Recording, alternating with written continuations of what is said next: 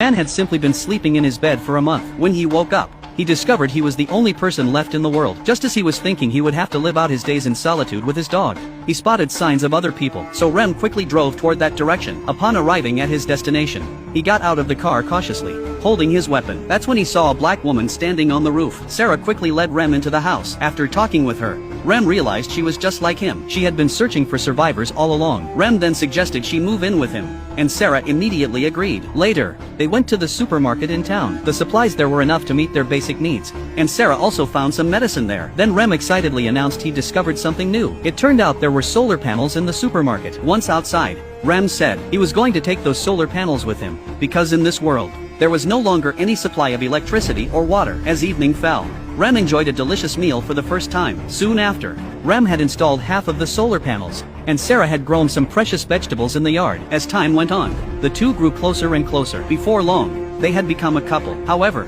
one day, Sarah told Rem some news. She was pregnant. Rem's expression immediately turned serious, because in this post-apocalyptic world, there were no longer any hospitals or doctors. He was terrified that Sarah might lose her life because of this, but Sarah firmly stated that she was determined to give birth to this child. After discussing it, the two eventually went to the town library and looked through some books on childbirth. Then they went to the supermarket to buy the supplies needed for the birth. They wanted to prepare every detail meticulously. Soon, Sarah's belly grew larger and larger. The food at home was no longer enough to meet her nutritional needs, so Rem took his hunting rifle and went to a nearby farm, where he found a herd of cows grazing, and carried out the first hunt of his life. When they returned home, Sarah seemed very happy. However, neither of them could have imagined that this hunt would bring disaster upon them. That evening, Sarah spotted a rat in the kitchen. Recalling the cows they had just slaughtered, Rem immediately realized that the rats must have been drawn by the smell of rotting meat. Soon, a commotion spread throughout the town. A dog's barking came from outside this window. Rem immediately witnessed a terrifying scene. The outside was swarming with rats,